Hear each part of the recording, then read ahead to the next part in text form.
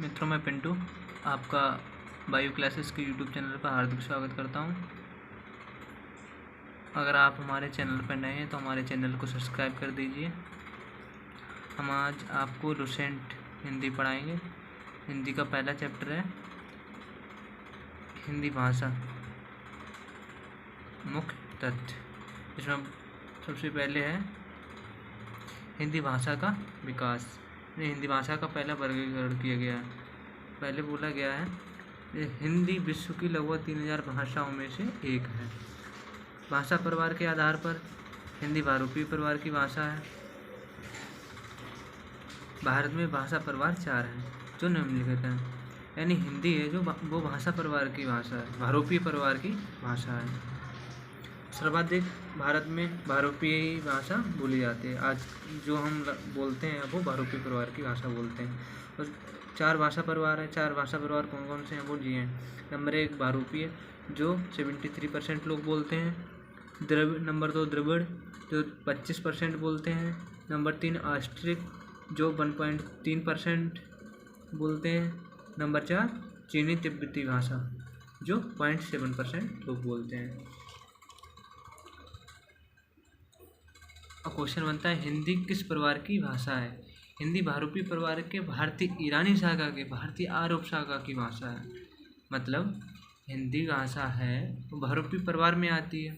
उसका भी कनेक्शन है भारतीय ईरानी शाखा की भारतीय आर्य उपशाखा की एक शाखा है, वहाँ से हिंदी हमको मिली है।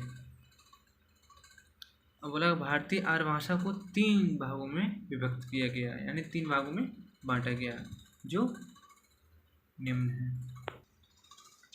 नंबर 1 प्राचीन भारतीय आर्य भाषा जिसका प्रयोग काल था 1500 ईसा पूर्व से 500 ईसा पूर्व तक रहा। जिसका उदाहरण वैदिक संस्कृत, लौकिक संस्कृत। यानी सबसे पहले हम हिंदी नहीं बनी थी, उससे पहले वैदिक संस्कृत हुआ करती थी और लौकिक संस्कृत हुआ करती थी। उसके बाद आया मध्यकालीन भारतीय आर्य भाषा जिसका प्रयोग काल 500 ईसा पूर्व से 1000 ईसा पूर्व तक रहा। वैदिक संस्कृत और लौकिक संस्कृत के बाद जो भाषा आई वो आई पाली, प्राकृत, अपभ्रंश और अवहट्ठ।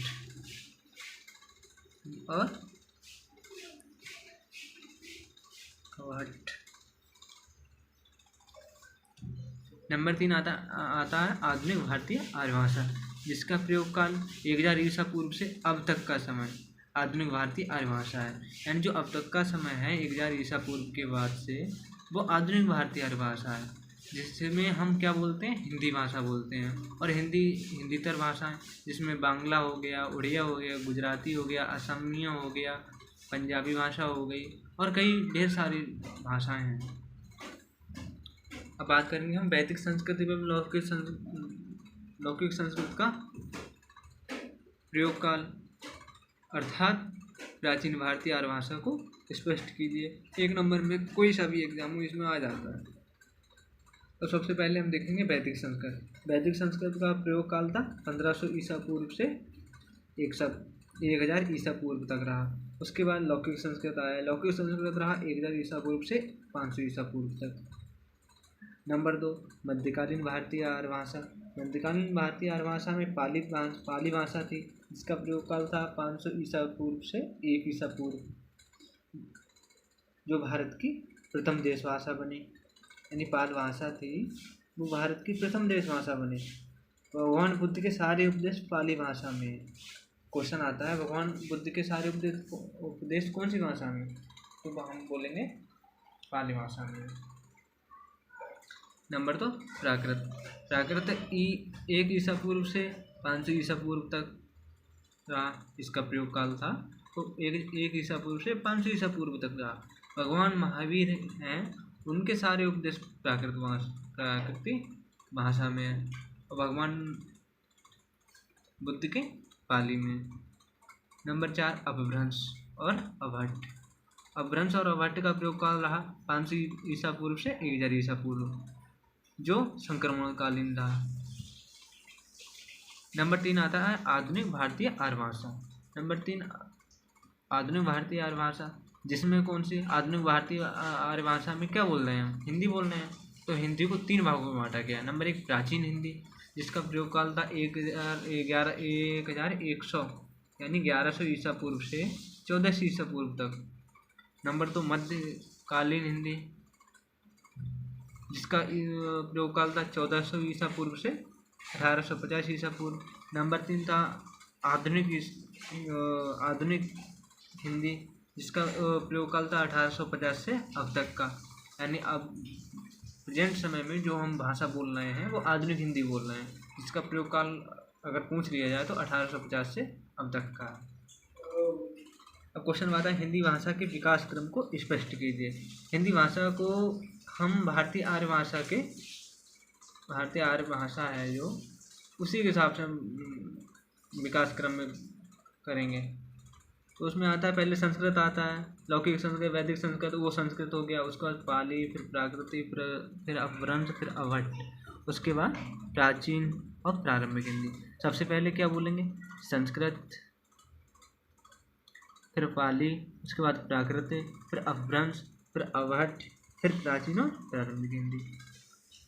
अब एक नंबर में ये भी पूछ लेते हैं भारतीय हिंदी युग का कब से कब तक रहा। तो भारतीय हिंदी युग रहा 1850 से 1900 ईसा पूर्व तक। द्विवेदी युग 1900 ईसा पूर्व से 1920। छायावादी युग 1918 से 1936। फिर प्रगतिवाद पूछ लेते हैं, प्रगतिवाद युग कब से कब तक रहा। तो 1936 से 1946। प्रयोगवाद युग 1943 से अब तक का जो समय है वो प्रयोगवाद में है। अब ये बात समझने की है, राष्ट्रभाषा क्या है। जो राष्ट्रभाषा वह भाषा है जो समस्त राष्ट्र में आमतौर पर आम जन द्वारा बोली जाती है और उन सब आम लोगों में वह भाषा विद्यमान हो, उसे हम राष्ट्रभाषा कहते हैं। अब आया धर्म समाज सुधारक, यानी धर्म है, उनके समाज सुधारक कौन कौन है। नंबर 1 ब्रह्मा समाज। ब्रह्मा समाज की स्थापना हुई सन 1828 में। किसने की? राजा राम मोहन राय ने। नंबर 2 आर्य समाज। आर्य समाज की स्थापना कब हुई? 1875 ईस्वी में, जो दयानंद सरस्वती जी ने की थी।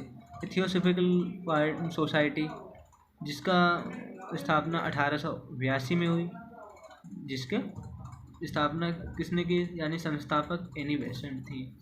आर्य समाज 1875, सॉरी डबल हो गया ये, 1875 में स्थापना हुई इसकी, संस्थापक थे दयानंद सरस्वती जी।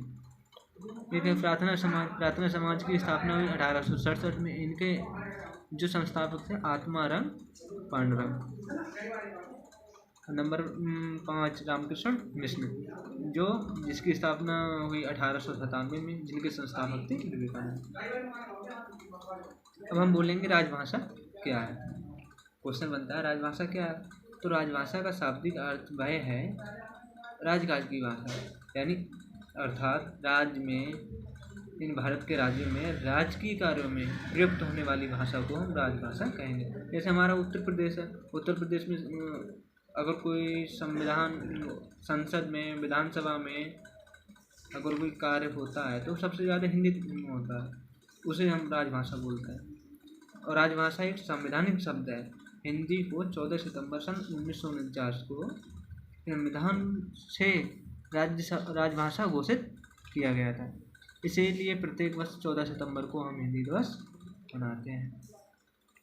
राजभाषा समझ गए, यानी राजभाषा को हम बोलेंगे राज्य में राजकीय कार्यों में प्रयुक्त होने वाली भाषा को हम राजभाषा कहते हैं। यह एक संवैधानिक शब्द है जिसको 14 सितंबर सन 1949 को राजभाषा घोषित किया गया। अनुच्छेद 120, 210 तथा अनुच्छेद 343 से 351 तक समझाओ। अब क्वेश्चन बनता है संसद में बोली जाने वाली भाषा कौन से एक्ट में आती है, कौन से अनुच्छेद में आती है। तो वह अनुच्छेद 120 में आती है। संसद में जो भाषा बोली जाती है वो अनुच्छेद 120 में आती है। यानी अनुच्छेद 120 के अनुसार संसद का कार्य हिंदी एवं अंग्रेजी में किया जाएगा, परंतु राज्यसभा तथा लोकसभा के सभापति द्वारा सदस्य को उसकी मातृभाषा में संबोधित करने की अनुमति दे सकता है। संसद विधि द्वारा सदस्य अपनी भाषा के साथ अंग्रेजी में भी लोप कर सकता है। यानी कहने का मतलब ये है, अनुच्छेद 120 के अनुसार सदस्य संसद में अपनी मातृभाषा में भी बोल सकता है, वो भी सभापति की अनुमति के अनुसार। और संसद का कार्य समस्त हिंदी में होगा जब तक उस राष्ट्र द्वारा राष्ट्रभाषा का उपयोग बना नहीं लिया जाता, राष्ट्रभाषा को बना नहीं लिया जाता तब तक। नंबर 2 आता है विधानमंडलों में प्रयुक्त होने वाली भाषा। ये अनुच्छेद 210 में आती है। अनुच्छेद 210 के अनुसार सदस्य विधानसभा की अध्यक्ष की अनुमति द्वारा अपनी मातृभाषा में बोल सकते हैं। अन्य सदस्य अगर अपनी मातृभाषा में बोलना चाहते हैं वो अनुच्छेद 210 के अनुसार बोल सकते हैं, अपनी मातृभाषा में बोल सकते हैं तथा विधानसभा में कार्य हिंदी या अंग्रेजी भाषा में किया जाएगा। इन कहने का मतलब है अगर पंजाब का कोई मिनिस्टर, कोई विधायक हमारा यूपी में आके संसद में आ जाए और उसे हिंदी नहीं आती हो तो वो अनुच्छेद 210 के अनुसार हमारे विधानसभा में अपनी मातृभाषा में बोल सकता है, उसे बोलने का अधिकार है। अब हम बोलेंगे संघ की राजभाषा, यानी अनुच्छेद 343 से 351 तक संघ की राजभाषा होती है ये। तो अनुच्छेद 343 कहता है संघ की राजभाषा हिंदी तथा लिपि होगी वो देवनागरी लिपि होगी। अनुच्छेद 343 के तहत जब तक राज्यों में प्रादेशिक भाषा की व्यवस्था नहीं हो जाती तब तक संविधान लागू होने के 15 वर्ष तक अंग्रेजी भाषा में सब कार्य होते रहेंगे। यानी अनुच्छेद 343 ये कहता है। अनुच्छेद 344 क्या कहता है? अनुच्छेद 344 के तहत 15 वर्ष पश्चात ही राज्य प्रादेशिक भाषा और मातृभाषा का चयन कर सकेंगे। यानी अगर कोई राज्य है वो जब देश अपना आज़ाद हुआ उसके 15 वर्ष पश्चात ही अपनी मातृभाषा का चयन कर सकेंगे। अनुच्छेद 345 बोलता है राज्य की राजभाषा, प्रादेशिक भाषा या हिंदी की व्यवस्था होने तक अंग्रेजी भाषा का प्रयोग जारी रहेगा। अनुच्छेद 345 के अनुसार राज्य की राजभाषा या तो वो राज्य अपनी मातृभाषा को अपना लेगा या हिंदी की व्यवस्था करेगा। अगर ये इन दोनों में किसी कोई भी व्यवस्था या उसका उपयोग नहीं करता है तो तब तक का काम अंग्रेजी का रहेगा, तब तक राज्य में अंग्रेजी में सब कार्य होते रहेंगे। अनुच्छेद 346 बोलता है, अनुच्छेद 346 के अनुसार राज्य एक दूसरे राज्यों के बीच पत्रादि की राजभाषा हिंदी में रहेगी। राज्यों के बीच पत्रादि की राजभाषा हिंदी रहेगी। अनुच्छेद 346 बोलता है अगर कोई एक दूसरे राज्यों में लड़ाई झगड़ा होता है या कोई पत्राचार होता है तो उसके बीच की व्यवस्था करने को, उसको समझाने को आपस में दोनों राज्य हिंदी में अपना पत्राचार करेंगे। अनुच्छेद 347 के अनुसार भारत के किसी राज्य में जनसंख्या का किसी अनुभाग द्वारा बोले जाने वाली भाषा का उपबंध होगा। अनुच्छेद 347 के अनुसार भारत के किसी राज्य में, अनुच्छेद 347 के अनुसार अगर कोई भारत है, अगर कोई भारत नहीं, अनुच्छेद 347 बोलता है कि अगर किसी भारत के किसी राज्य में जनसंख्या का कोई भाग जो ज़्यादा है और वो अपनी भाषा बोल रहा है तो अनुच्छेद 347 के अनुसार राज्य उसकी व्यवस्था करेगा, उस भाषा को अपना दर्जा देगा।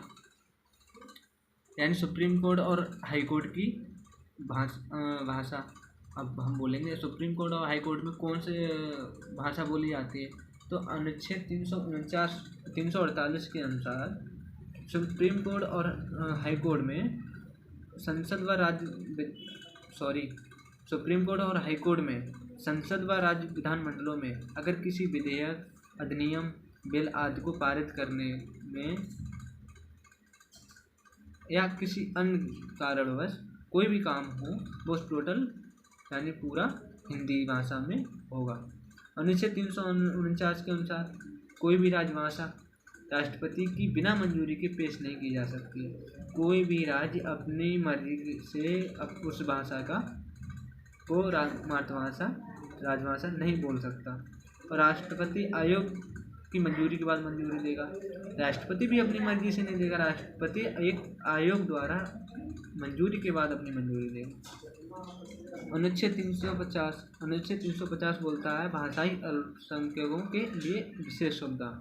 यानी अनुच्छेद 350 के अनुसार अगर कोई भाषा जो व्यक्ति सर्वाधिक भाषा जो अपनी भाषा में बोलते हैं उन अल्पसंख्यकों के लिए एक विशेष सुविधा देगा। अनुच्छेद 351 बोलता है हिंदी भाषा के विकास पर संघ का कर्तव्य है कि वह हिंदी भाषा को बढ़ावा दे। अनुच्छेद 351 बोलता है कि केंद्र सरकार यानी संघ हिंदी भाषा के विकास पर बढ़ावा दे, हिंदी भाषा को ज़्यादा से ज़्यादा बढ़ाए। धन्यवाद। आप हमारे वीडियो को लाइक कीजिए, चैनल को सब्सक्राइब कीजिए और वीडियो शेयर भी कीजिए। धन्यवाद।